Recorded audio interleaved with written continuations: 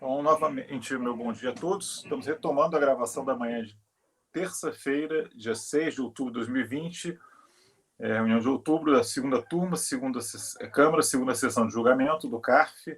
Estão presentes todos os conselheiros titulares. O tema tratado é ITR.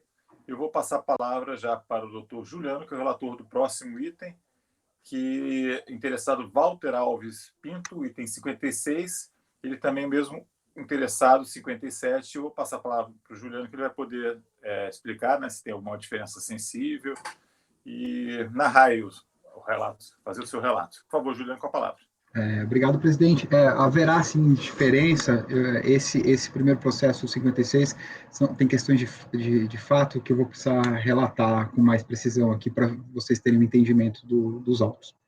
Vamos lá. Trata-se de presente processo de auto de infração, através do qual se exige interessado o ITR, relativo a 2004 e 2005, acrescido de juros moratórios e multa de ofício, totalizando o crédito tributário de 203 mil, incidente sobre o imóvel rural denominado Cedro. Aí tem um número aqui da Receita Federal, com área de 798 hectares, localizado no município de Antonina, Paraná. As alterações no cálculo do imposto estão demonstradas no artigo 17 a 20.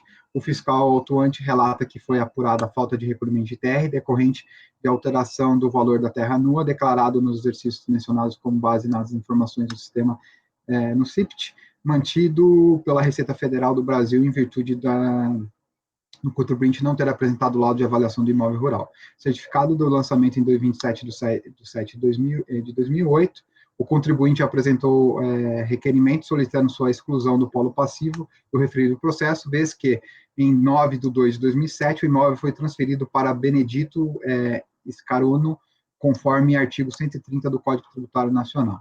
Em 11 de setembro de 2008, por intermédio do seu advogado, o interessado apresentou o complemento à impugnação, informando que a terra foi vendida a Benedito Scarono e que só este tem legitimidade para apresentar defesa, e que a impugnação e os documentos de folhas 35 e 81 fossem desentranhados e enviados para a RF de Formigas, Minas Gerais, juntando o processo número X. Instituiu o processo, a procuração, as cópias dos documentos enviados à RL de Formigas. A tese de defesa não foi acolhida pela DRJ, primeira instância do contencioso tributário.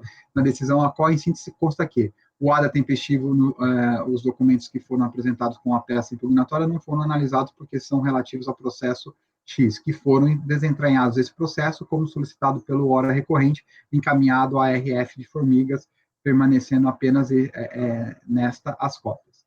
A hora recorrente, em sua defesa, aduz exclusivamente que não seria o contribuinte do referido ITR por ter transferido a propriedade do seu imóvel rural em fevereiro de 2007 para um terceiro, porém, a recorrente não trouxe aos autos nenhum documento consta nos autos sobre essa transação, conforme o ordenamento jurídico em vigor no nosso país, e formalização de transferência de propriedade imóvel para compra e venda é feita por meio de registro de respectiva escritura pública no cartório de registro de imóveis. Em relação ao valor da terra nua, em que a fiscalização alterou o valor declarado com base no sistema de preços de terra CIPT, o hora recorrente não se contrapôs, considerando-se matéria não impugnada, vez que não foi expressamente contestado.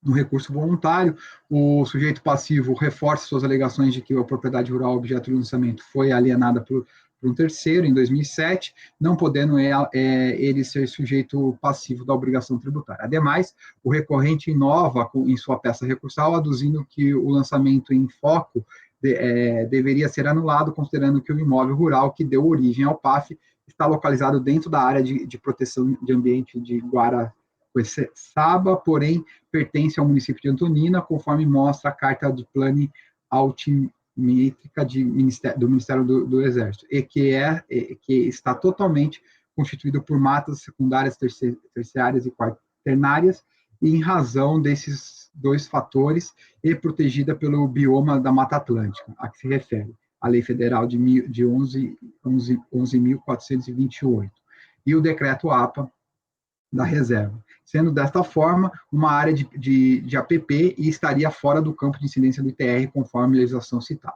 Nesse contexto, os autos foram remetidos a este egrégio Conselho e foram distribuídos para a minha relatoria. Do voto, o recurso atende atende a todas as propostas de admissibilidade das novas alegações não trazidas na impugnação. O recorrente, em sua peça recursal, nas folhas 130 a 136, traz novas alegações não trazidas em sua impugnação, folhas 31 e 86. Eu falo em 86 porque 86 ele fala que ele está desentranhando aqueles documentos pela patrona dele naquela ocasião. Quanto à não tributação do imóvel rural, que deu origem ao processo administrativo fiscal, por estar este localizado dentro da área de proteção ambiental e de guarda, porém, pertencente ao município de Antonina, conforme mostra a plano. Cita as mesmas alegações que eu já citei. Pois bem, o recorrente, em 12 de setembro de 2008, apresentou petição nesses autos, requerendo que a impugnação e documentos acostados às folhas 36 a 87 fossem desentranhados deste processo por serem pertinentes a outro PAF. Vejamos o trecho da petição.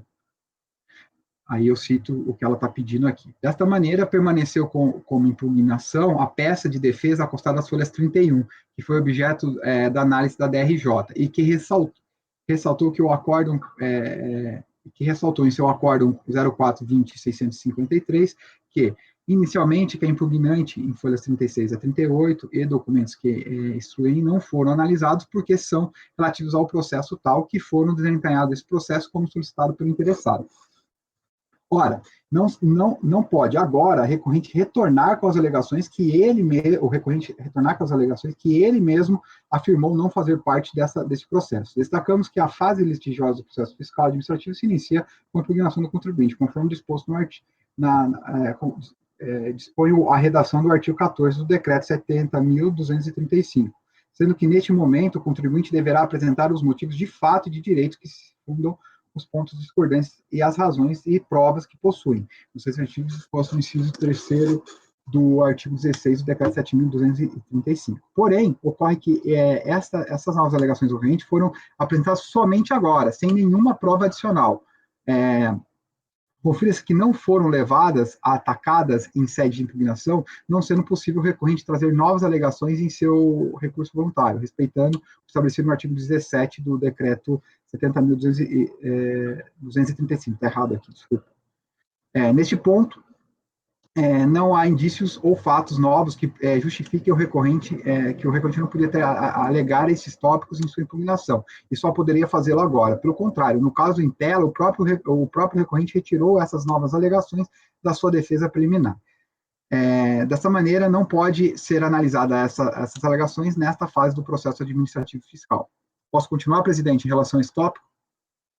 A documentação apresentada com o recurso voluntário. Aqui ressalta-se que o recorrente juntou com seu recurso voluntário vários documentos acostados às folhas 137 a 152 desses autos, que constituem escritura pública de cessão de direito de posse de benfeitorias que fazem Walter Alves Pinto e outra a Benedito Scarano, folhas 37 a 38, e 2, laudo de avaliação do imóvel rural, 139 a 147, 3, arte, 148 a 149, e memorial descritivo 149 a 152.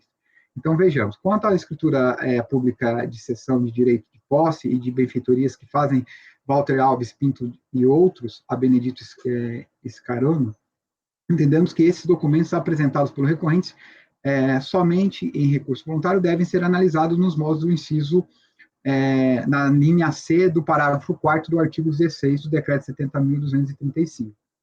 E aí, porque se destina-se a contrapor fatos ou razões posteriores trazidas aos autos. Esse entendimento tem como fundamento o fato da DRJ ter refutado a alegação do recorrente de que ele não seria o sujeito passivo da obrigação tributária do ITR, por ter alienado a propriedade rural e não ter apresentado nenhum documento que comprovasse a realização da transferência do imóvel para um terceiro. Ressalta-se que, conforme o ordenamento jurídico em vigor, em nosso país, a formalização da transferência de propriedade de imóvel por compra e venda é feita por meio de registro da respectiva escritura pública de cartório de registro de imóveis. Pois bem, as escrituras públicas da cessão de direitos de posse e benfeitorias apresentadas pelo recorrente guardam relação com as alegações, por isso serão objeto de análise.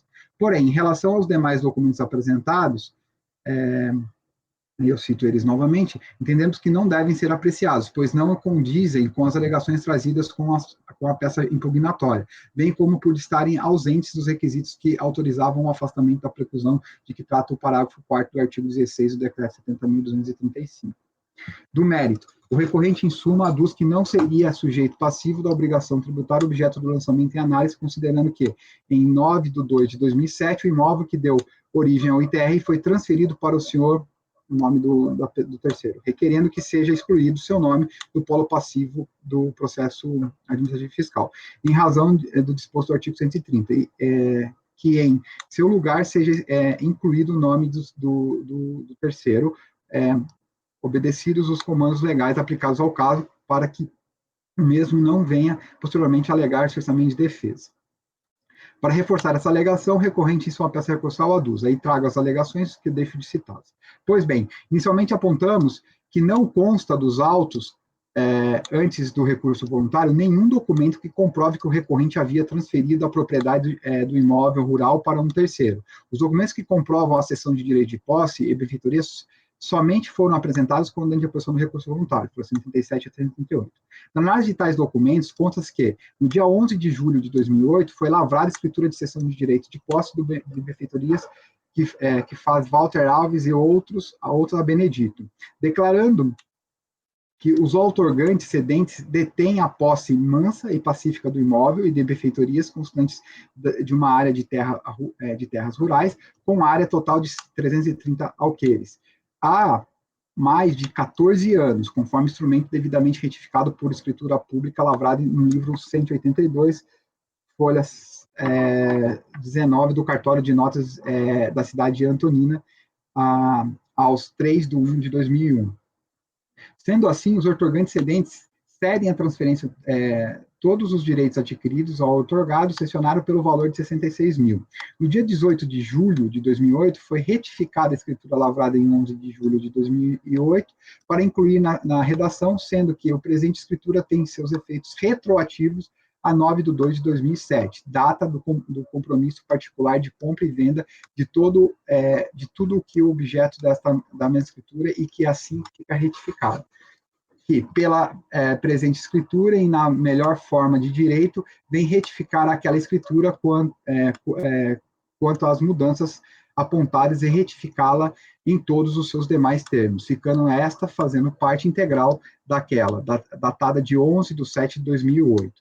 De fato, da leitura dos documentos apresentados, o recorrente cedeu sua posse ao senhor Benedito, conforme escritura lavrada no dia 11 de julho de 2008, com efeitos retroativos a 9 de fevereiro de 2007. No entanto, a cobrança tratada nos presentes autos se refere ao exercício 2004 e 2005, quando ainda era o detentor da posse, conforme se verifica na própria escritura lavrada no dia 11 de julho de 2008.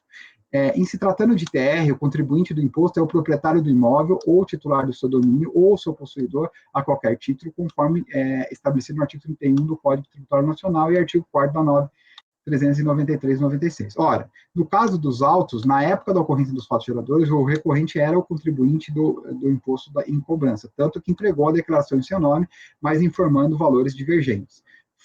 Foi intimado por via postal em 3 de setembro de 2007 para apresentar documentos relativos ao imóvel, mas quedou-se inerte, folha 25.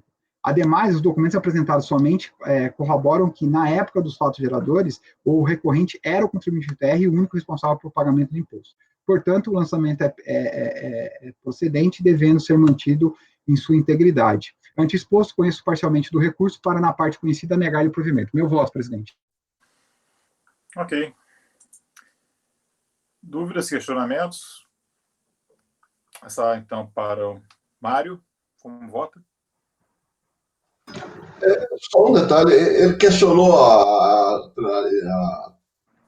a entrega da DTR, sim, foi ele mesmo quem transmitiu, né? Ele mesmo, foi ele mesmo. Ué?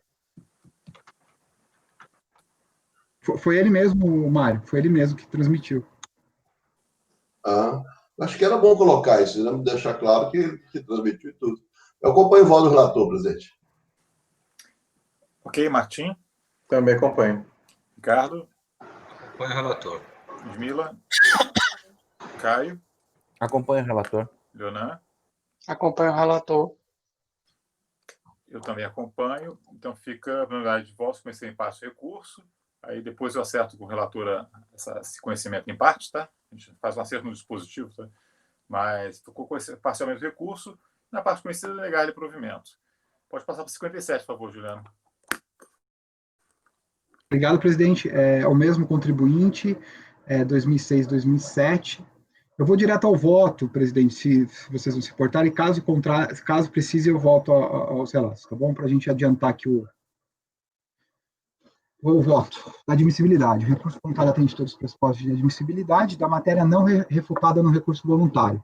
Conforme se verifica das razões recursais, o recorrente interpôs recurso voluntário, alegando tão somente que o imóvel que deu origem aos tributos está em área de preservação permanente, que está dentro de uma área de proteção ambiental, uma APA, tendo deixado de se levantar em relação aos valores atribuídos à terra pelo fisco, valor de terra nua, VTN, pelo que este ponto está abrangido pela preclusão consumativa, conforme o artigo 17 do decreto 70.235. Agora, do mérito. Agora passamos ao ponto principal do recurso interposto pelo recorrente, que é, em suma, de forma tortuosa, alega que o imóvel rural que deu origem ao ITR possui uma APP que está dentro de uma APA. Então, vejamos. Área de proteção ambiental, APA, alega que o imóvel está localizado na APA de Guaraqueçaba, Decreto Federal 90.883. Pois bem, não existe razão recorrente neste ponto para ser reconhecida como área de interesse ecológico para a proteção de ecossistemas, com direito à isenção. O TR faz a necessidade na forma da linha B, inciso 2, parágrafo 1º do artigo 10º da Lei 9.393/96, existir declaração de interesse ecológico mediante ato do órgão competente federal ou estadual, o que especialmente aplica-se a restrições de uso. Portanto, deve haver declaração em caráter específico, e não apenas geral, inclusive delineando e qual título determina que determinadas áreas da propriedade particular suportam a restrição. Isto é, não são admitidas declarações em caráter geral. Em suma, a declaração geral não é suficiente para atestar as restrições e a exposição que ensejam a isenção. Então, não estou reconhecendo essa área. Da área de preservação permanente. Aqui o recorrente pretende o reconhecimento da APP, aduzindo que o imóvel está localizado no interior de uma APA, conforme demonstrado com o laudo de avaliação de imóvel, datado de 5 de agosto de 2008, assinado por engenheiro florestal, tal. Neste tópico, compartilhamos o entendimento expresso no recente acórdão do Leonan, que não precisa doar, e vou diretamente às conclusões. Pelo exposto e até este ponto, nos resta analisar se o recorrente conseguiu êxito em comprovar a existência de APP. Como citamos em linhas pretéritas, o recorrente, para provar a APP, alega que o imóvel está localizado no interior da área de proteção ambiental APA de Guaraqueçaba e apresentou o laudo de avaliação de imóvel rural datado de 5 de agosto de 2008, assinado por engenheiro agrônomo Mauro, folhas 17 a 28. Pois bem, em relação ao APA, como já fundamento aliores, o recorrente não obteve êxito em comprovar que seu imóvel rural possui restrições de exploração que ensejam a isenção do ITR, pois, para efeito de exclusão do ITR, não será aceitas como de interesse ecológico as áreas declaradas ou pretendidas em caráter geral por região, local ou nacional, como a situação em APA, a qual é o caso em tela. Outro assim, ao nosso sentir, o laudo de avaliação apresentado pelo recorrente não está revestido, desculpa, tem uma essa mais, das condições necessárias para o seu aceite como elemento probatório de comprovação do APP. Traz elementos de existência de APP, trazer elementos de existência desta APP. Deste modo, sem razão recorrente. Ante exposto, voto por negar provimento ao recurso. Esse é meu voto, presidente. Eu acho que só fiquei um pouco, talvez, não sei se você disse que o laudo, ao nosso sentido, o laudo de avaliação não está revestido das condições necessárias, mas você não chega, acho que dá uma aprofundada nisso aí, Juliano, tipo assim, dizer, por que você, não basta dizer, não aceita o laudo que ele não preenche as condições, tá, mas quais as condições que ele tem que dar uma aprofundada aí, a DRJ, ela fazer uma análise do laudo, não dá para, assim, sumariamente achar que, não sei se você chegou, você deve ter olhado o laudo, né? Eu olhei, eu realmente não coloquei, não está aqui, né? E até sinceramente defesa, sabe, que o contribuinte vai chegar Bom, ele disse simplesmente que o laudo não satisfaz as opções, mas tem que dizer quais condições que você acha, pelo menos, não exaustivamente, tá? Exemplificativamente dizer, a NBR e tal, ele não atende critérios estatísticos, não tem um laudo topográfico, tem que ter alguma argumentação. Você podia só dar até título aqui de registro da gravação, dizer alguma coisa, um dos motivos pelos quais você não acatou o laudo. Tá bom, eu posso acrescentar isso, porque realmente o laudo não traz assim as delimitações para mim do APP, as demarcações, para mim ele é muito genérico. Lembrando desse laudo aqui. Eu posso colocar isso no voto, na minha avaliação, tá, presidente? Está nas páginas 17 a 28. Vamos lá. 17 a 28, ele está? Tá. Que é importante, sabe, Juliano? Porque a gente tem que ter esse hábito de circunstanciar esse tipo de coisa que... Vou dar uma olhadinha aqui rápida. Por mais primário que seja o laudo, a gente aí vai ter que referir que, por exemplo, não atende isso, por exemplo, não atende aquilo, né? Também esses laudos mais simples, eles são precários sobre vários aspectos, né? Mas a gente tem que, pelo menos, trazer uma luz até. Principalmente pessoa física, que às vezes ele acha que o laudo está bom, ele contrata um perito e o perito diz, não, esse laudo é muito bom, né? Esse laudo é ótimo. E, de repente, não é. Uma empresa grande é diferente. Ludmila, por favor, com a palavra. De plano já, talvez tenha um problema de vício formal, porque eu não estou achando a RT. Por exemplo. Esse aí é um dos requisitos lá que precisa ter. Já mata, porque se não tem a RT, quem está assinando aquilo não tem nenhuma responsabilização pelaquela informação, você precisa ter a RT emitida, eu não vi nos autos. Eu também não, é verdade, eu acabei não citando isso, bem apontado, então, Ludmila. Assim, e aí acabou. Tá? Então, acrescenta isso. Aí você coloca assim, por exemplo, não tem a RT, que é um dos requisitos. Ok? Pode ser, Juliano? Tá bom, pode ser, claro. Então, claro. ok. Então, dá essa corrigida. Então, se ninguém tiver mais nenhuma dúvida, a gente passa para a votação aqui. Doutor Mário? Acompanhe o relator, presidente. Martim? Acompanhe também. Ricardo? Acompanhe o relator. Ludmila? Eu acompanho também. Eu só não acabei de folhear os autos inteiros. Eu estou na metade deles. Mas o relator tem certeza que não tem a RT? Porque acostado ao laudo não tem. Ludmila, eu também estou fazendo aqui uma busca aqui para verificar, tá? Eu não achei também.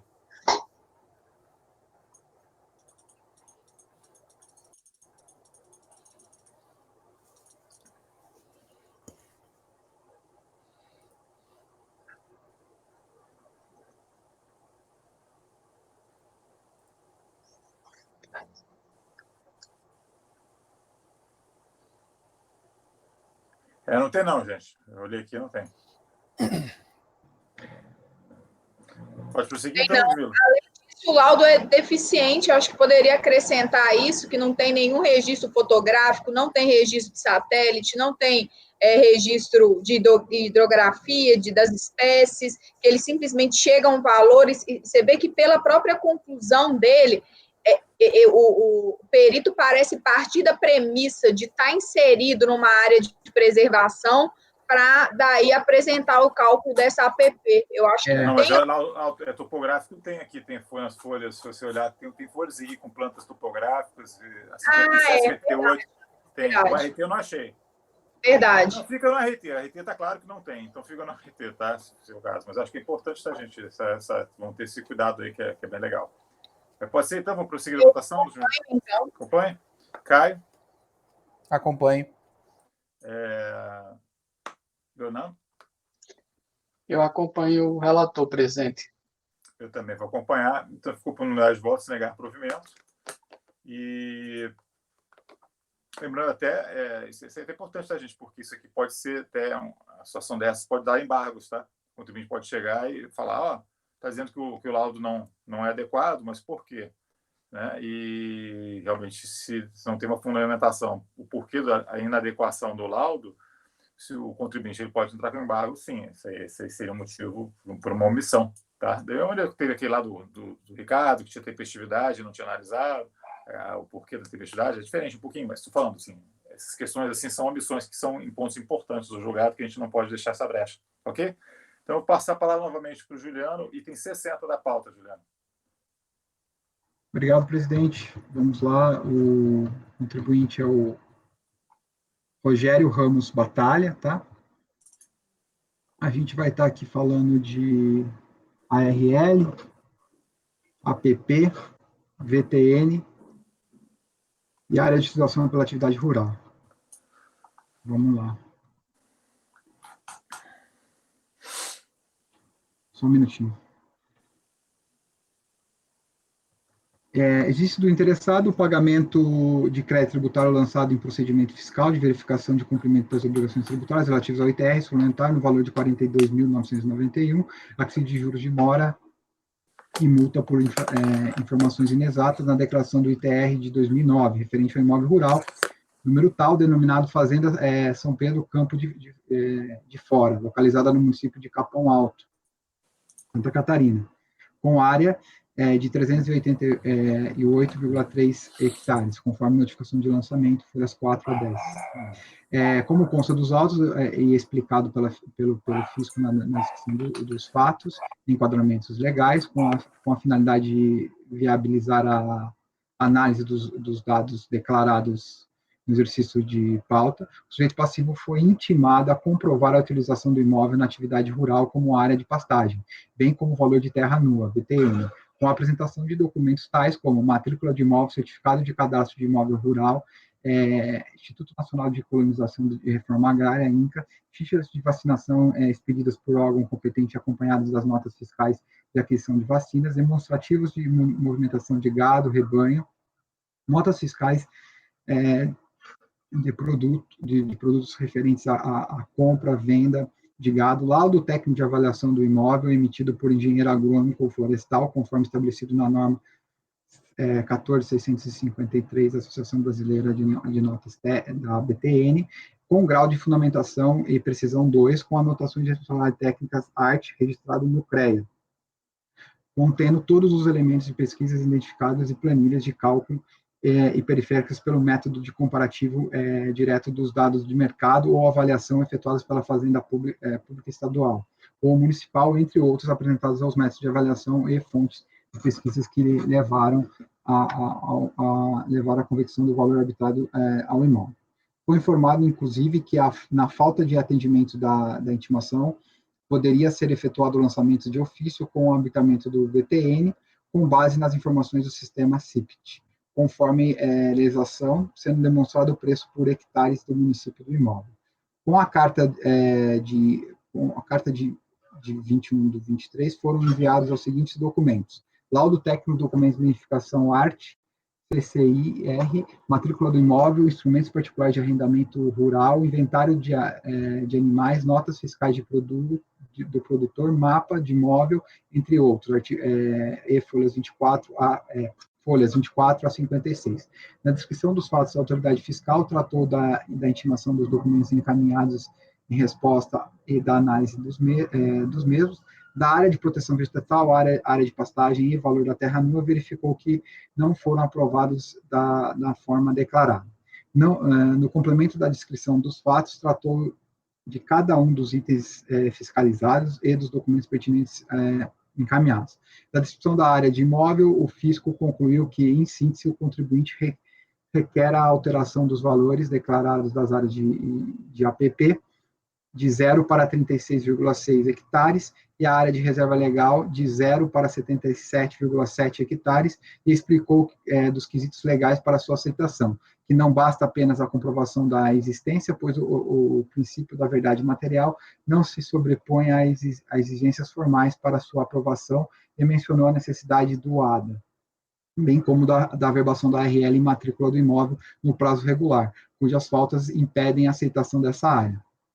Com relação à pastagem, observou sua aprovação parcial por meio de fichas dos cadastros e arrendamentos relatórios de inventários e de animais, entre outros.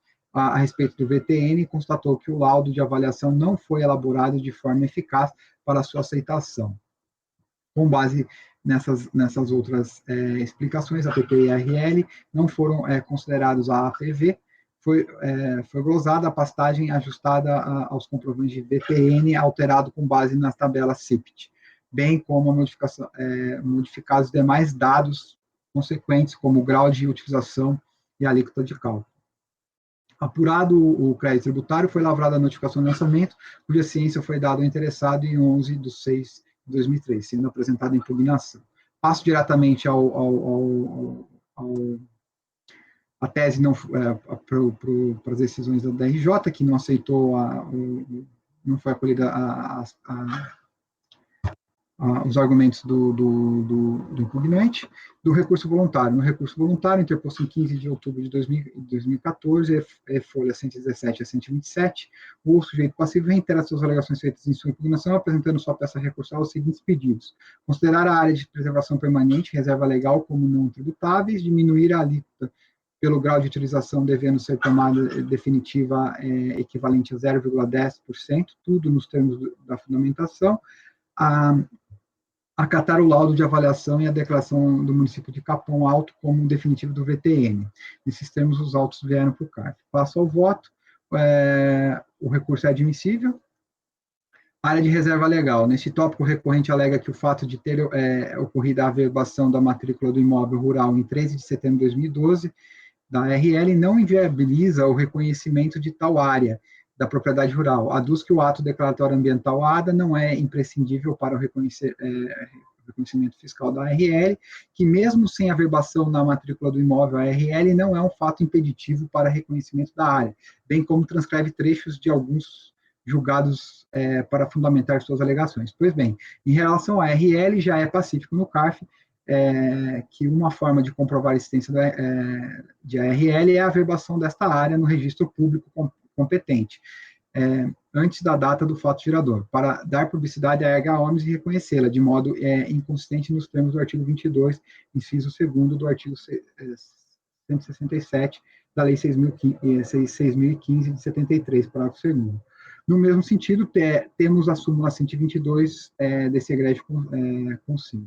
Então, vejamos, no caso em análise, o recorrente apresentou com a certidão de inteiro teor o registro de imóvel emitido no segundo ofício de registro de imóveis de Lages, Estado de Santa Catarina, trazendo a averbação da matrícula 6.512, realizada em 13 de julho de 2012, referente ao imóvel Fazenda São Pedro, Campo de Fora, objeto do lançamento de propriedade do recorrente, folha 34, faltou alguma coisa aqui, gente, desculpa. O número das folhas depois do arrumo, indicando que o recorrente declara perante a autoridade florestal do Estado de Santa Catarina, em atendimento ao disposto no artigo 15, a linha A do parágrafo 20 da Lei 4.771 de 65, Código Florestal, que a floresta ou forma de vegetação existente nas áreas de 77,67 hectares corresponde a 20% do total do imóvel objeto do presente matrícula, com área de 3.883 metros, compreendidas nos limites indicados no mapa TOC, acompanhado do presente termo. Fica compor na reserva legal do imóvel, gravada como utilização limitada nos termos da legislação florestal. Ocorre que essa averbação da matrícula, que traz referência à condição de preservação de 20% da floresta ou forma de vegetação existente na propriedade rural, foi realizada após os fatos geradores apontados pelo lançamento, no ano de 2009. Ademais, quanto à jurisprudência trazida aos autos, é de observar o disposto no artigo 506 do Código de Processo Civil, a qual estabelece que a sentença só faz julgada as partes entre as quais é dada, não prejudicando terceiros. Pelo exposto, entendemos não haver razão recorrente para reconhecimento da ARL. Aqui, APP. Aqui, o recorrente pretende o reconhecimento do APP na ordem de 36,61 hectares, porque, além de uma condição jurídica para tanto, é existente, de fato,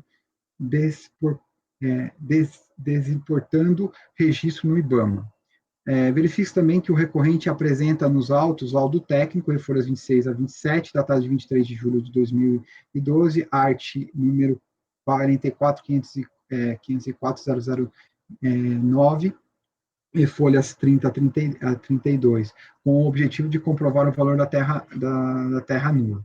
Inicialmente, nos cabe apontar o compartilhamento do entendimento expresso no recente acordo do Leonan, que não há necessidade do ADA, podendo ser feito por outros elementos. Passo às conclusões da análise do caso em específico. Pelo exposto até este ponto, nos resta analisar se o recorrente trouxe a esses outros elementos que comprovem a existência de APP. No caso em análise, entendemos que o recorrente não traz nenhuma prova da existência do APP, além de laudo técnico colecionado nas folhas 26 a 27. Não demonstra, comprova a existência de tal APP. Neste mesmo sentido, a DRJ, tem um errinho aqui, se manifestou sobre o referido laudo técnico e referência ao APP. Do laudo, não se verifica haver sido elaborado eficaz para comprovar os dados em pauta. Trata-se de uma simples declaração de característica do imóvel e informação que se assemelha mais a um preâmbulo de documento do que um laudo técnico propriamente, com a demonstração sem margem de dúvida do levantamento em loco georreferenciado, entre outros. Deste modo, sem razão recorrente quanto à alegada área de APP. O VTN... aqui, presidente, a gente vai ter aquela discussão que a gente teve no processo do Ricardo, porque eu não tenho aqui a aptidão agrícola, o documento, mas eu tenho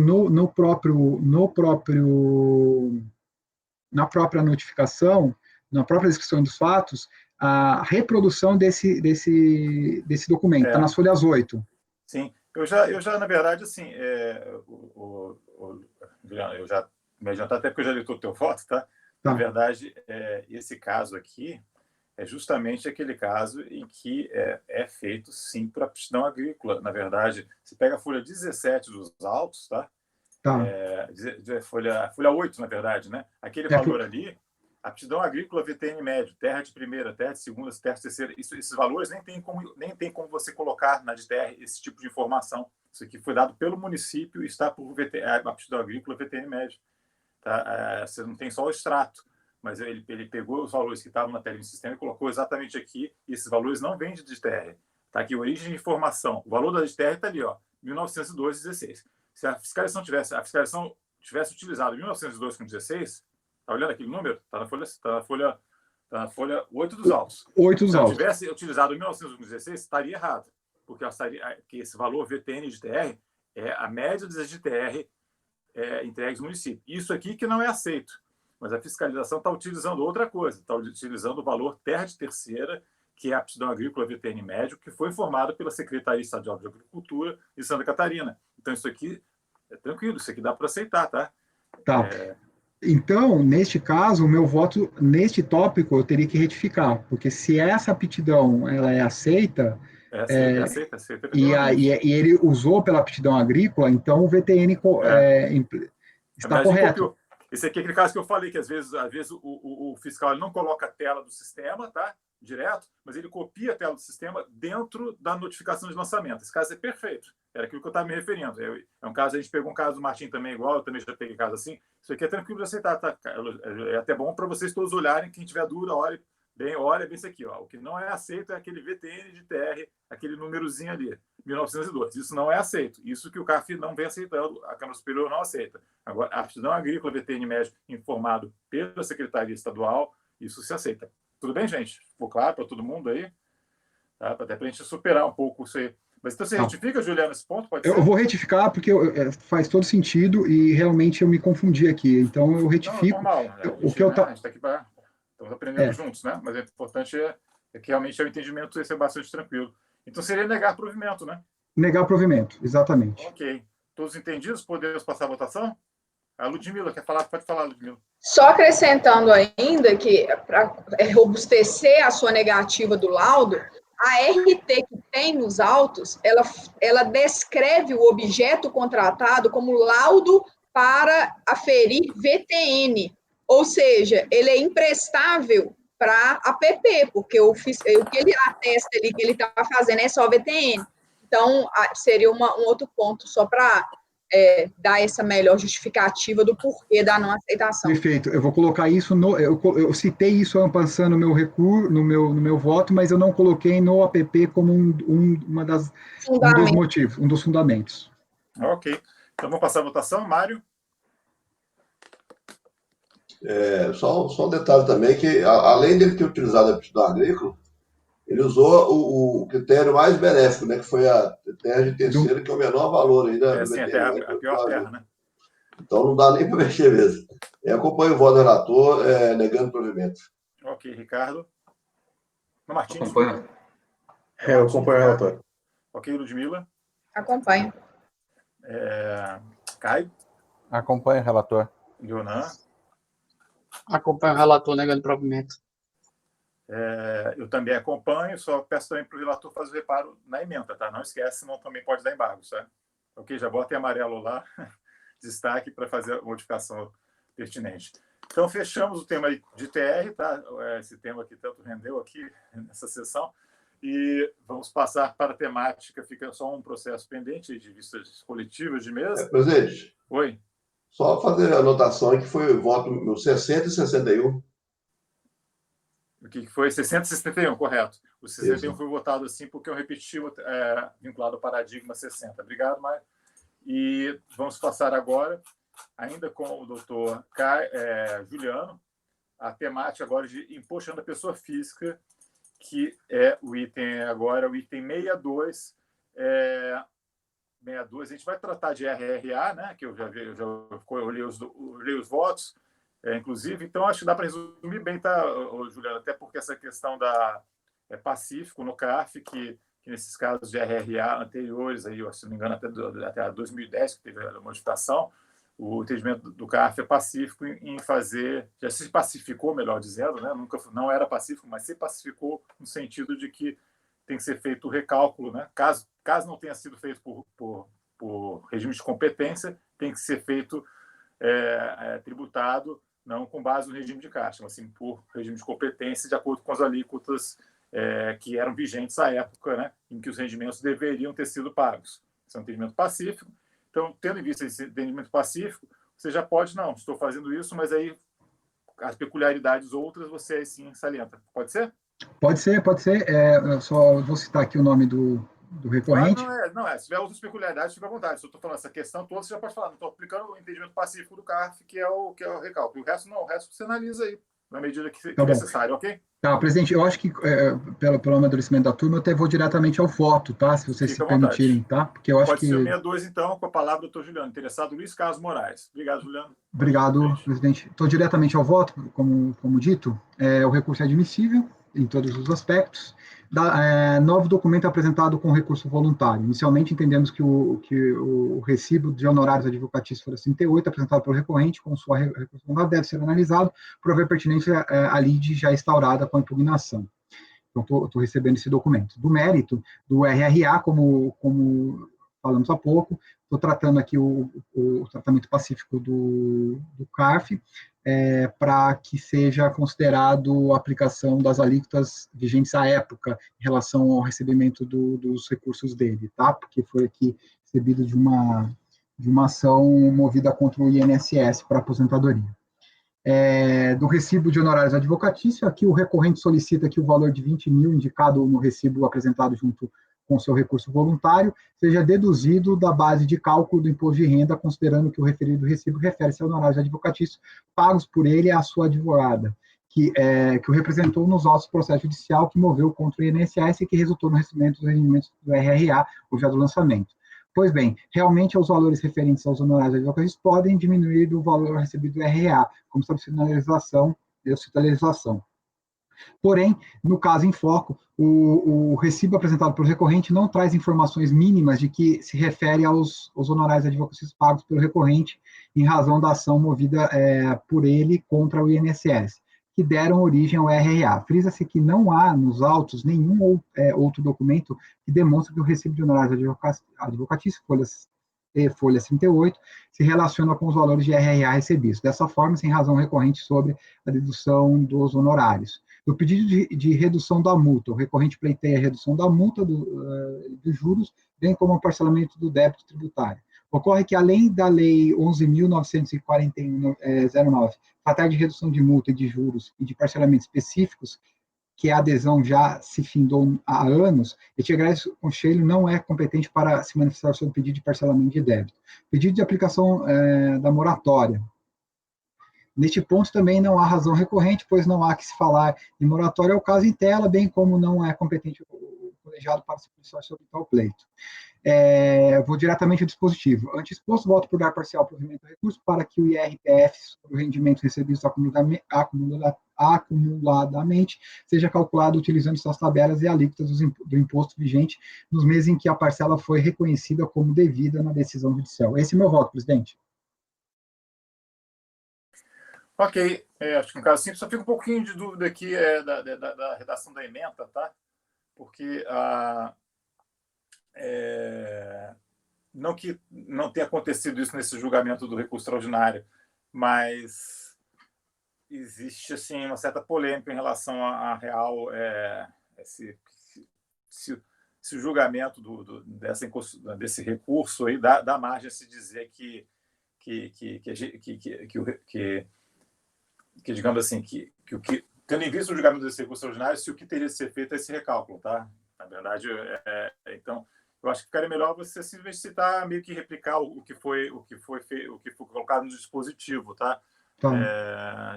Que deve ser recalculado pelo regime de competência, etc., do que colocar na emenda propriamente. Eu acho melhor, porque eu acho um pouco polêmico isso aí, tá? Sem problema algum, presidente. Tá, pessoal? Mas nesse sentido.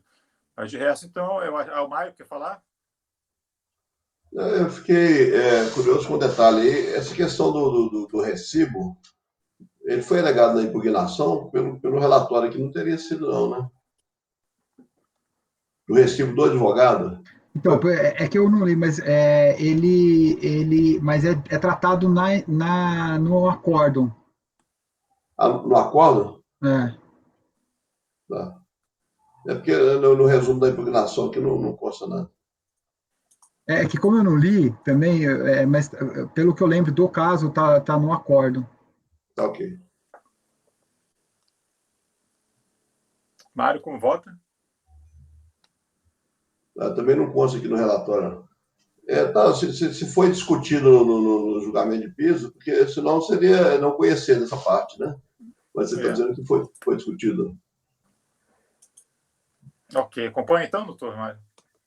O Juliano está vendo? Eu estou com essa dúvida também, se houve impugnação nesse ponto, Juliano. Eu vou entrar lá, eu estou entrando aqui, gente, para a gente dirimir essa dúvida. Eu estou falando de cabeça para vocês, pode ser que eu...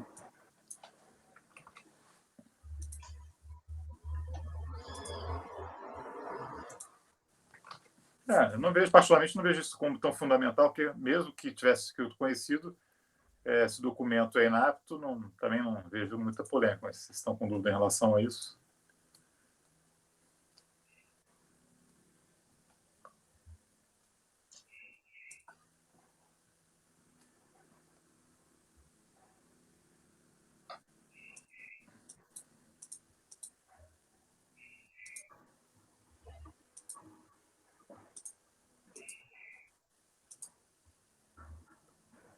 E aparentemente não foi legado na impugnação, não, tá? Não, porque ele está falando que são documentos novos apresentados só com recurso. Mas ele está justificando aqui em função da tributação justa, né? Decisão de mérito justa e efetiva. Um documento que não foi analisado antes, né? Então eu tenderia a não conhecer dessa parte. Dessas alegações. Isso.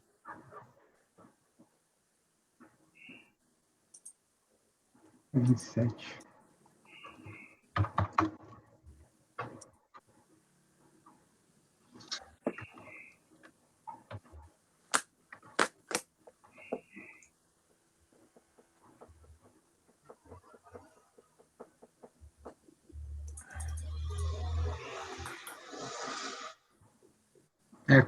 Concordo. Realmente não está aqui. Eu não sei de onde que eu tirei isso. Eu acho que eu vi só o documento e acabei... Não, é porque você colocou aqui, novo documento apresentado com recurso. Então, na verdade, você está defendendo receber esse documento, né? Até você fala aqui. É verdade. É verdade, Mário, porque eu recebi pela verdade material. É verdade. É porque eu acho que não foi discutido em momento algum, então, para mim, seria não conhecimento.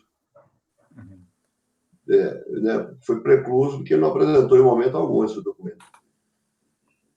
Não só o documento, como a própria argumentação, né? Ele só vem com isso como recurso voluntário.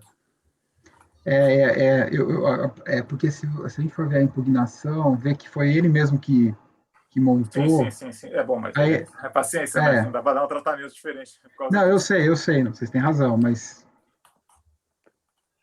Enfim, você mantém o conhecimento, porque qualquer coisa o Mário diverge, então. Bom, senão fica difícil. Não tem problema, eu tiro, eu coloco eu não vou conhecer, até para facilitar o voto de todo mundo, tá? Tá. Não tem problema nenhum. Então seria conhecer em parte, certo, quanto à alegação dos honorários. Perfeito. E na parte conhecida, fazer a questão de competência. Ok. Mário, então, como é que vota agora? Um minutinho, posso dar uma sugestão, até porque eu tenho um caso idêntico? Tá.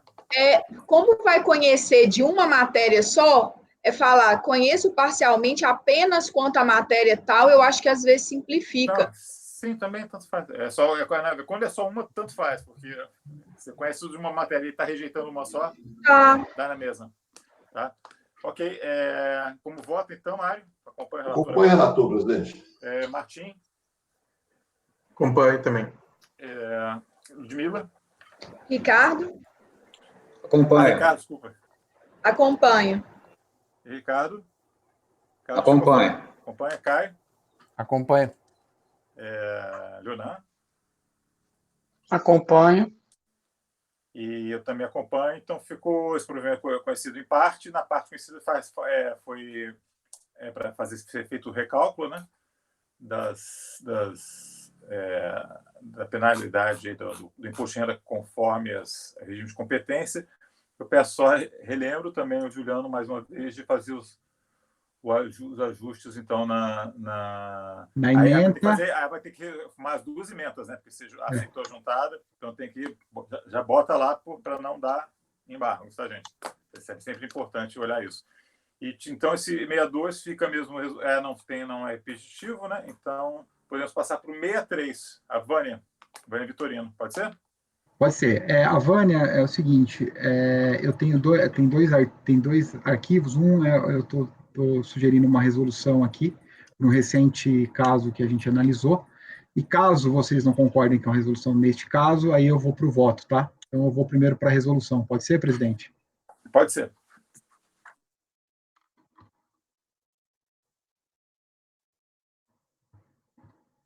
Trata-se de presente processo de notificação de lançamento de imposto de renda sobre a pessoa física, lavrado em face da revisão da declaração de ajuste anual do exercício 2006, ano 2005, que exigiu 39.993 de imposto suplementar, 29.000 de multa de ofício de 75% em encargos legais.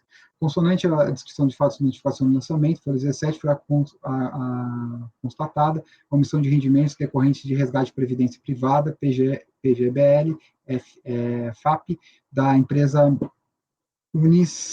Previs, entidade de previdência complementar, no valor de R$ 320.345.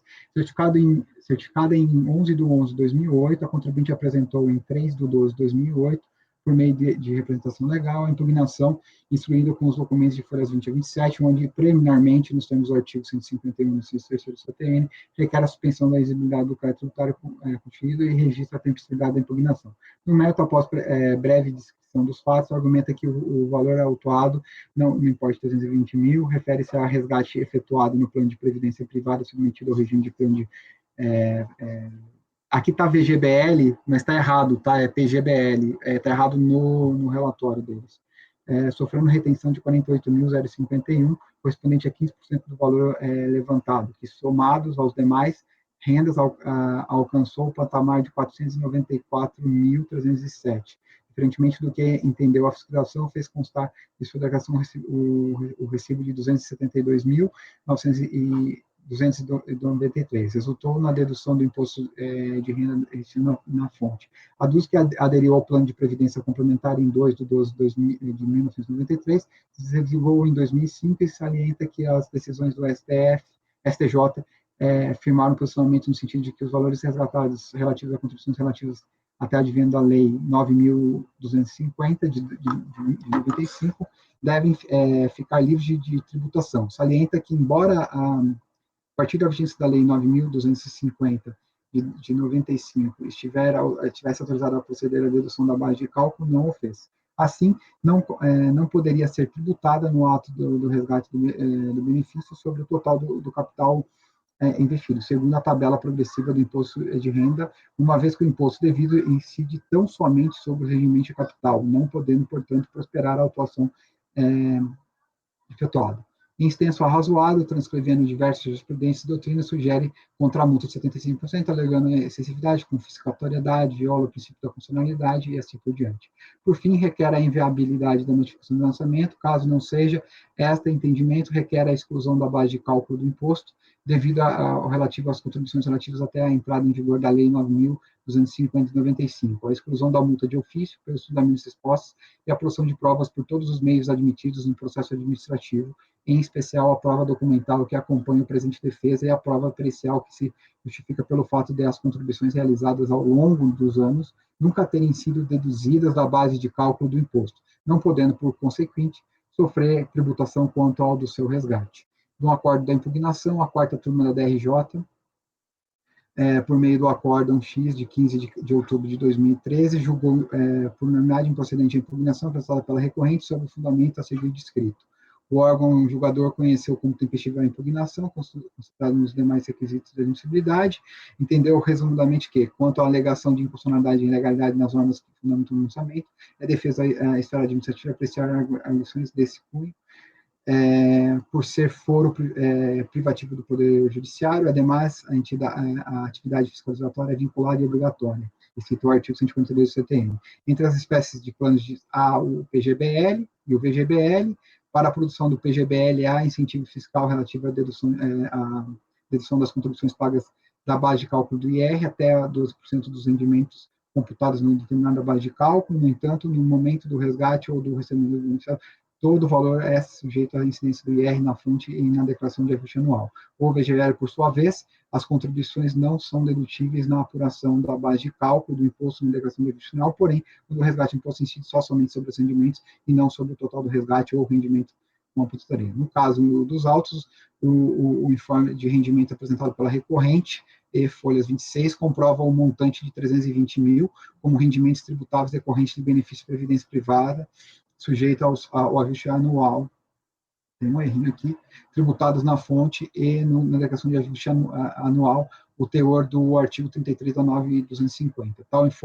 Tal informe também indicou o montante de 33,49,35 como rendimentos isentos e que caso o recorrente tivesse discordar de tal informação, para a utilização do artigo 39, inciso 37, 38 do regulamento de imposto de renda 99, deveria ter solicitado a retificação junto à fonte pagadora. Indeferida a produção de provas periciais por não ter a recorrente indicado o nome de perito, endereço ou qualificação em descumprimento ao artigo 16, inciso 1 do decreto 70.235/72. Também indeferida a produção de provas por todos os meios admitidos em direito por não ter a recorrente observado disposto no artigo 67 da Lei 9.532. Por fim, quanto à multa de ofício aplicada, trata-se de dever da autoridade aplicá-la, em cumprimento à lei, com a ressalva de que o teto de 20% de que trata o artigo 61 da Lei 9.430 é aplicado para a multa moratória, o que não é o caso, portanto, correta a aplicação da multa de 75%. Pelas razões explicitadas, a DRJ de Curitiba julgou improcedente a impugnação apresentada pelo recorrente, mantendo-se o crédito tributário exigido. Do recurso voluntário, no recurso voluntário interposto em 3 de dezembro de 2013, folha 59 a 81, a recorrente reitera os termos da impugnação quanto à inexistência de tributo a recolher a título de imposto de renda, eis que informou o montante recebido pelo valor líquido, descontado do valor relativo ao imposto de renda retido na fonte, assim como a razão de parte dos valores terem sido recolhidos sob a égide da Lei 7.703/88, portanto, não sujeitos a recolhimento do imposto de renda o período de janeiro de 1989 a dezembro de 1995, exclusão da multa de ofício 75%, em razão da ausência do dolo ou da culpa, caráter confiscatório da multa de 75%. É o que importa relatar, passo à admissibilidade. O recurso voluntário atende todos os pressupostos de admissibilidade intrínsecos e relativamente ao direito de recorrer, intrínsecos, relativos ao exercício desse direito, porém, há certas questões que devem ser esclarecidas antes do prosseguimento do julgamento. Considerando recente julgado a respeito do tema, em que foi voto vencido e decidiu-se pela Convenção do Julgamento em Diligência, e a resolução é o número 2202.000.914, sessão de julgamento de 6 de julho de 2020, para que a unidade de origem confirme a composição do montante resgatado informado na DRF e o período de cada parcela da composição, entendo que no presente caso também se faz necessária a realização da diligência em nome da verdade real, com base no artigo 29, artigo aqui, desculpa, do decreto 70.235 de 72, e para ter uma convicção concreta a despeito do rendimento isento informado em DRF, um montante de 33.049, se tal montante de fato se refere ao período de 01 de janeiro de 89 a 31 de 12 de 95. Isto porque, conforme orientado na súmula STJ 556, os resgates de valores oriundos da contribuição de previdência complementar, recolhidos sob o amparo da Lei 7.703/88, período de 1º de janeiro de 1989 a 31 de dezembro de 1995, são acompanhados pelas benefícios da isenção tributária. Não bastasse, também se faz necessário esclarecimento por parte da unidade de origem a respeito da dedução da base de cálculo do IRPF, por se tratar de contribuições de PGBL, sendo possível a dedução das contribuições pagas pelos 2% dos rendimentos computados na deflação da base de cálculo. Destaca-se que o recorrente havia requerido a produção de provas periciais porque estes pontos fossem esclarecidos, mas tal requerimento foi indeferido pela DRJ. Nesse sentido, considerando que tais esclarecimentos são essenciais para o resultado do julgamento, no presente caso, necessário as diligências. Ante exposto, proponho a conversão do julgamento em diligência para que a autoridade lançadora oficie a fonte pagadora para que esclareça qual o período abrangido pelas contribuições de resgate pela recorrente e se o montante de 33 mil, informado como parcela isenta, se refere à contribuição realizada no período de 1º de janeiro de 1989 a 31 de dezembro de 1995. Após o recebimento das informações, deverá a unidade de origem consultar os sistemas da Secretaria da Receita Federal para esclarecer informação fiscal se houver a dedução das contribuições pagas da base de cálculo do IRPF. Na sequência, deverá ser facultada a oportunidade via intimação para a recorrente se manifestar sobre o resultado da diligência, com posterior retorno ao CARF para o prosseguimento feito.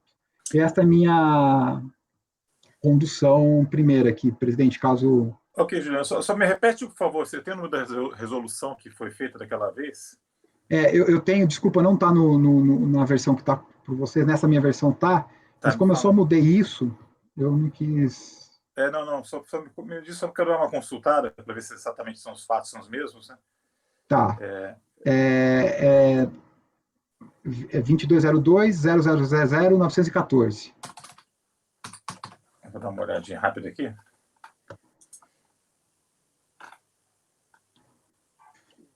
Uma resolução proposta pelo Leonan, tá? Tá.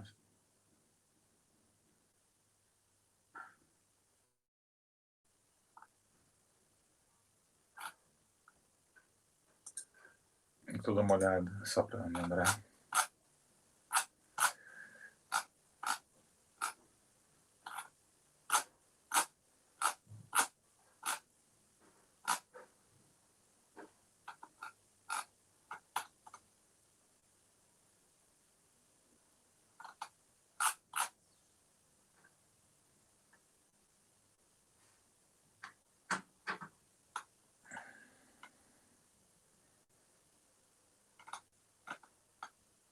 Voto vencedor do Leonan é extenso, tem que ler com calma aqui, que foi voto vencedor, mas eu leio rápido, rapidinho.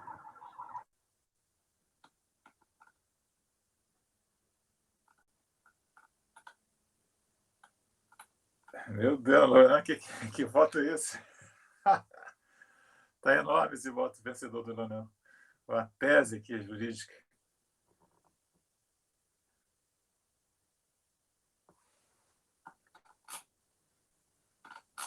Tá, estou chegando aqui.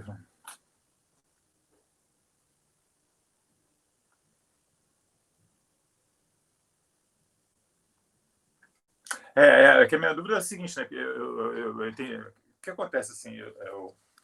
Eu tenho uma dúvida em relação à questão do ônus de prova, né? Naquele caso, o Leonan tinha uma situação ali, por isso que é sempre importante a gente ver que cada caso é um caso, as coisas não são tão simples quanto parece.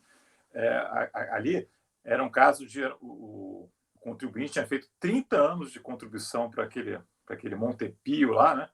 Era um outro tipo de plano, e se entendeu que realmente ele trazer, porque tem essa questão dos aportes, né, que são feitos ali ele tem que comprovar que ele está isento daquela parte que ele contribuiu lá que foi tributado na entrada, né? Digamos assim, para aquele período ali que o STJ considerou que estaria isento, justamente porque haveria uma bitributação, tributava na entrada e ia tributar de novo na saída, não pode. E como realmente era grande aqui a abrangência temporal aqui, se entendeu, porque esses resgates eles não dizem exatamente o que foi feito, o que não foi feito. Tá, eu entendi o que aconteceu no Leonan. Agora vamos lá, vamos ver aqui. Leonan não, que era seu, que o Leonan fez voto vencedor. Agora vamos ver esse aqui de novo. Pedir uma vista de mesa para a gente... Não, rapidinho, isso eu termino. Coisa de 5 minutos eu vejo aqui, menos.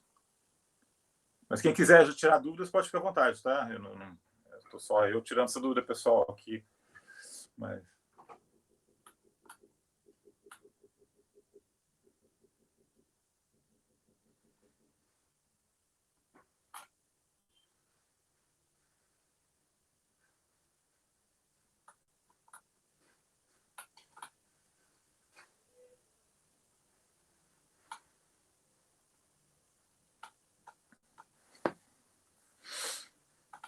Eu acho que esse caso aí não é muito relacionado com aquilo que foi discutido lá. Eu discordo, tá? Eu discordo, Mário. Discordo, eu acho totalmente relacionado. Acho totalmente relacionado. Todo mundo se lembra qual é a questão, né? Na verdade, são esses períodos aí de 89 a 95, a pessoa fazia aportes, né? E ele acabava sendo, nesse período, a legislação dizia que esses aportes eram tributados. Então, como já foram tributados, então, o aporte que era tipo assim, a empresa fazia aporte e a pessoa fazia aporte. Então, a parte que a pessoa fazia aporte não vai tributar de novo no resgate. Agora, tem que estar comprovado que ele fez aporte nesse período. Geralmente, o problema é que esses comprovantes de resgate geralmente não vêm com essas informações. Vem assim, ele resgatou tanto e vem essa informação aí, e aí não é o que o contribuinte geralmente recebe, né? E não tem um detalhamento do que não é tudo que está ali que foi aportado ali tem que saber o que foi aportado naquele período, e aí teria de estar em tese isento. A gente nem sabe se de repente ele fez aporte só num período só, 89 a 95, ele fez aporte só de 92 a 93, aí depende do plano, a gente não sabe o que está acontecendo ali dentro. Geralmente os documentos que são disponibilizados para o contribuinte, mas ele mesmo também deveria ter um controle, né, do que ele está aportando. Aí entra aquela questão que teve no julgamento do Leonan lá, né? Não, mas eram 30 anos de contribuição para o Montepio, então, em tese, não teria como obrigação de guardar isso tudo. Aí entra assim, né? São 95, né? 1989, 95, exigir que o contribuinte talvez tenha o controle do quanto é que ele aportou. Não sei se aqui as pessoas aqui têm as suas declarações dos anos de 87, 88, os conselheiros, mas é um tempo meio distante, né? E acho que, em tese, é uma situação que eu acho que o ônus de prova cabe ao contribuinte, mas, ao mesmo tempo, tem que contemporizar, porque realmente a gente está resgatando agora contribuições que são lá de trás, ele ter o controle disso aí é um pouco complicado mesmo, né? Estou fazendo essas ponderações. O Leonan quer falar? Tá, por favor, Leonan. Depois eu passo de volta para o Mário, que ele quer fazer outras ponderações, talvez. Leonan, pode falar. O caso lá, naquele outro caso, era uma adesão, acho que 81 ou 82, salvo engano, e a fiscalização diria que todo período era tributado e não provava também, né? Então, por isso também a questão da diligência. Mas, enfim, aqui eu estou vendo que o próprio recorrente ele está dizendo que aderiu em 93. Está, inclusive, aqui na página 2, logo no iníciozinho do relatório, da transcrição do relatório. O contribuinte disse que aderiu em 93, em dezembro de 93.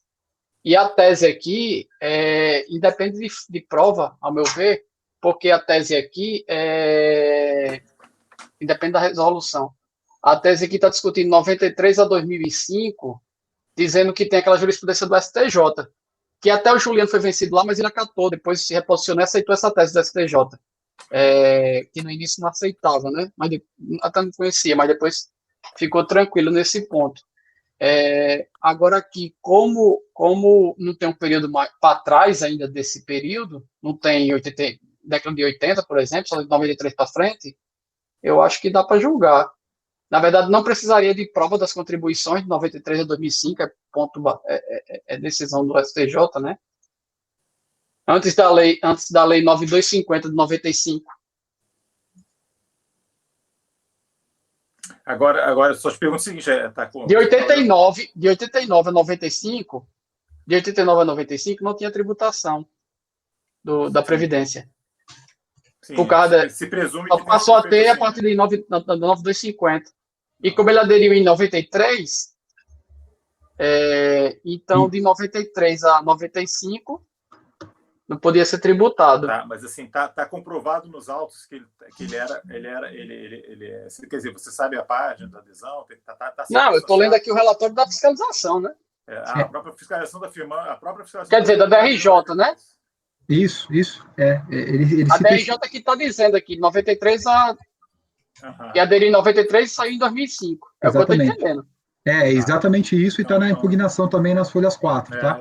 Então, se ele aderiu em 93 e saiu em 2005, e de 93 a 95 não era tributado, então, na verdade, o que a gente precisa saber é quanto representa 93 a 95. Mas aí, a base de cálculo não pode ser tudo. Não, eu acho assim que é perfeitamente possível, né? Porque a gente tem que partir do princípio que era tributado, né? Porque a lei mandava tributar. Né? Então, ou não. Não era. Não era tributado. Acho que na época havia discussão judicial. De 89 a 95 não era tributado. Vamos colocar o Mário, que está com a mãozinha levantada. Fala, Mário, por favor. Para ver se você nos ajude aqui na discussão. Essa questão desse período não tributado está claro na lei já, acho que não tem discussão mais não.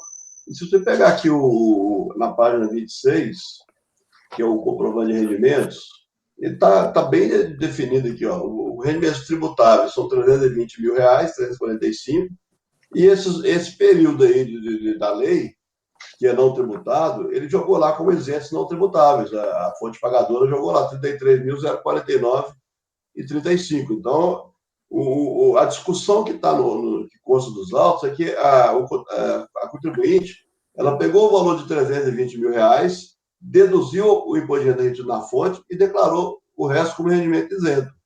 E, na verdade, ela tinha que declarar como rendimento tributado.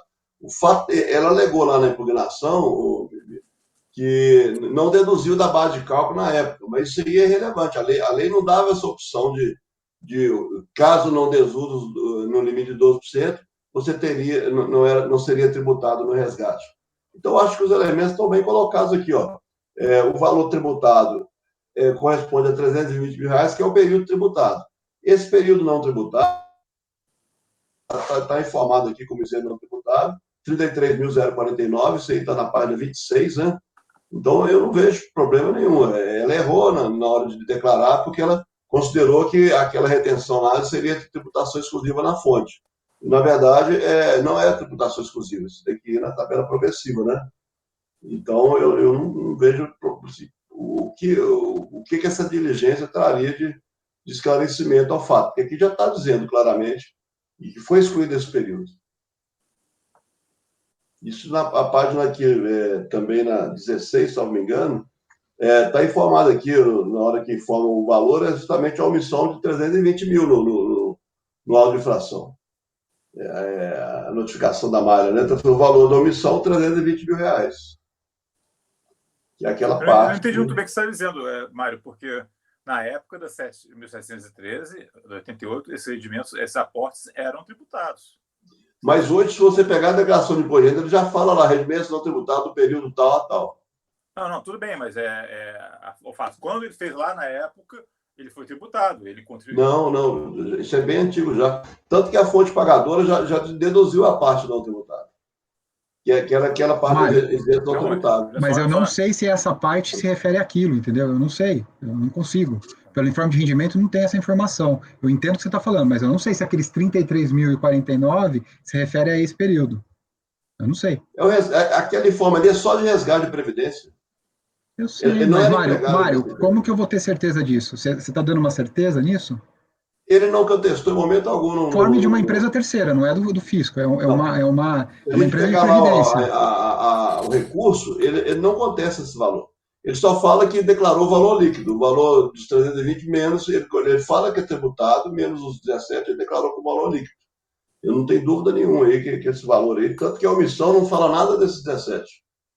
Eu acho que a lei foi aplicada corretamente, teve a dedução da parte correspondente ao período que seria isento, que está lá no informe de rendimento, e os 320, a própria recolhimento não contesta que seria parte isenta. Você concorda Ela só fala que eu não acho deduziu no que... momento do pagamento, então não teria... ela fala que não deduziu no momento do pagamento, então não teria que tributar agora. Você concorda? E outra, ela induz lá que seria tributação exclusiva na fonte, porque ela declarou o valor bruto menos os 15% que foram retidos. Eu acho que todo mundo concorda que o período de 93 a 95 não é tributado. Eu só não consigo ter certeza que o que está no informe de rendimento se refere a esse período. Eu não consigo ter essa certeza. Gente, eu sugiro pegar a vista desse processo, tá? Acho que ele não está maduro, não. Tá tendo muita... Senão a gente vai ficar encalhado nele aqui, tá com a pauta gigantesca. Eu acho... Pega a vista, a gente pega transforma na vista coletiva, pode ser? Eu acho que vale a pena. A gente vai ficar discutindo aqui fato e não vai dar tempo. Tá? Pode ser uma vista de mesa coletiva também. Talvez uma vista de mesa coletiva, porque é um documento só, é a página 26. A gente olha com calma. Fica vista de mesa coletiva desse, então, tá? Para a gente amadurecer e poder progredir também com a pauta aqui. E aí, vista de mesa coletiva, e vamos todos tentar dar uma olhada dentro do exíguo prazo de tempo que nós temos. É o 63, né? E aí eu já passo a palavra de novo para 63, Vânia, interessada, com vista de mesa coletivas, e eu passo a palavra de novo para o Juliano, item 64. Vamos lá, 64. Giovanni de Queiroz Rego. Aqui também a gente vai falar de rendimentos recebidos acumulativamente. Eu vou diretamente ao voto, tá, presidente?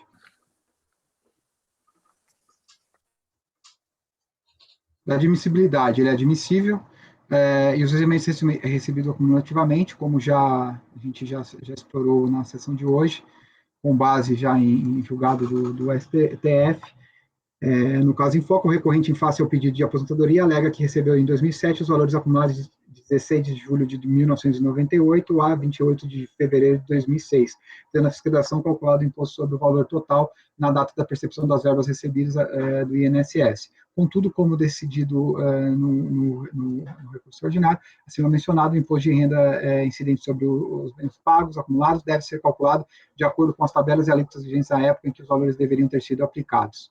Deste modo, leio o dispositivo. Antes exposto, voto por dar parcial provimento ao recurso para que o IRPF sobre os rendimentos recebidos acumulativamente seja calculado utilizando essa tabela de alíquotas de impostos vigentes no mês em que a parcela foi reconhecida como devida, com base na concessão de aposentadoria por tempo de serviço pelo INSS. Esse é meu voto, presidente, é bem curtinho, é só essa matéria discutida.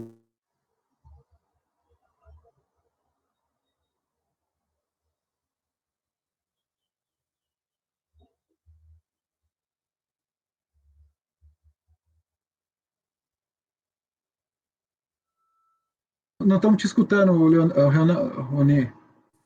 Desculpa, foi com base em decisão judicial isso aqui também? A parcela foi reconhecida? É o mesmo caso daquele, né? Agora eu sei que não estou escutando. É o mesmo caso, é o mesmo caso. Tá, só um segundinho. Juliano, você está dando parcial provimento, ele fala que é regime de competência e pede nulidade, por isso que o provimento é parcial? É verdade, deixa eu dar uma olhada nisso. Porque pelo que está transcrito aqui, eu vi só a questão da alegação, mas provavelmente é isso. Fala do regime de competência e pede para afastar a autuação. Deixa eu ler aqui.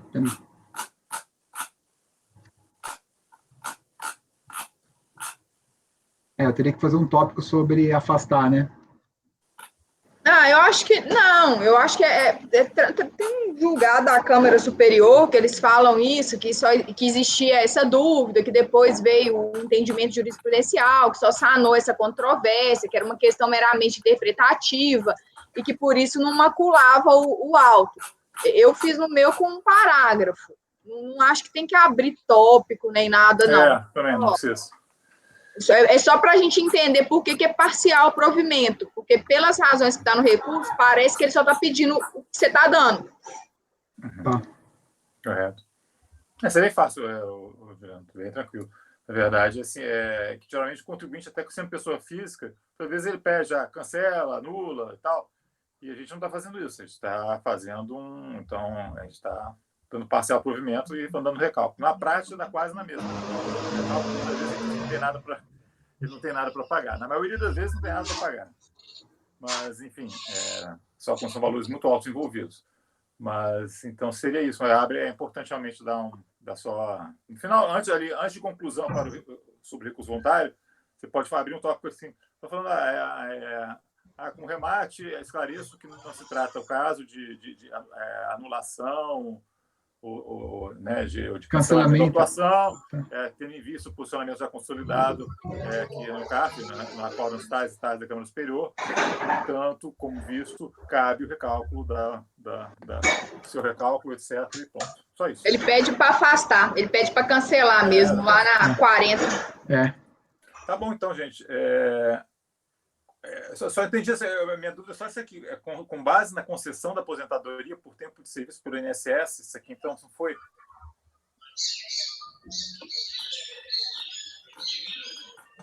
Não foi propriamente uma decisão judicial, isso aqui foi uma... O INSS, por conta própria, sem ação judicial, ele pagou a aposentadoria, valores atrasados de uma vez só. Existia discussão. O INSS fazendo isso, é por isso que é minha dúvida. Não, existiu a discussão, mas ele pagou antecipadamente já uma parcela, que é essa parcela aí. Quer ver? Deixa eu pegar aqui. Entendi. Ele reconheceu uma parcela amigavelmente, outra parte ele... Tá. Não, tranquilo, entendi. Eu acho que vale o raciocínio mesmo, não modifico, só queria entender o que está acontecendo.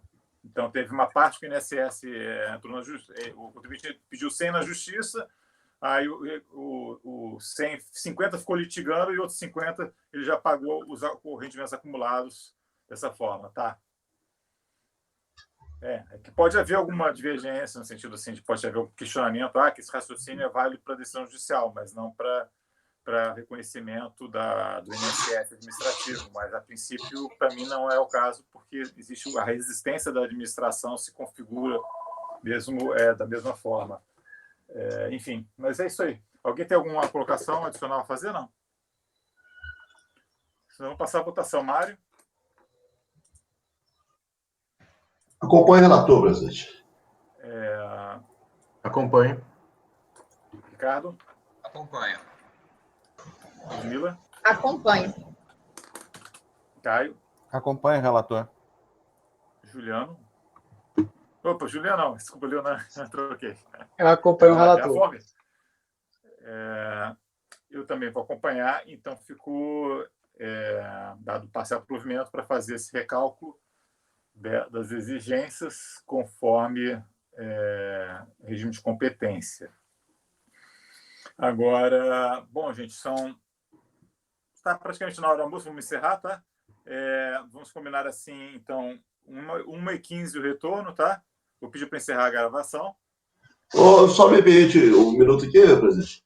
Aquela discussão anterior, o artigo 2º, parágrafo 2º da IN 1343, ele já determina que a fonte pagadora, no caso a empresa de previdência, ela informa lá com o rendimento isento, o parágrafo 2º do artigo 2º da IN 1343. E a isenção foi implementada pela medida provisória 2159, artigo 7º, tá, mas desde 2001. Só para o pessoal. Cara, não mas saber nada. 2000 é bem depois. Aí. A época da tributação disse que não era para tributar em 2001, mas na época de 93, 95 era tributado. A MP é de 2001 e o fato gerador aqui é 2005. Vamos dar uma olhada depois com calma, agora não adianta. Mais tarde, Mário, mais tarde. Mas a gente olha com calma depois. Vamos fazer intervalinho de almoço então, tá? 1h15, 1h20 a gente volta. Tá bom, gente?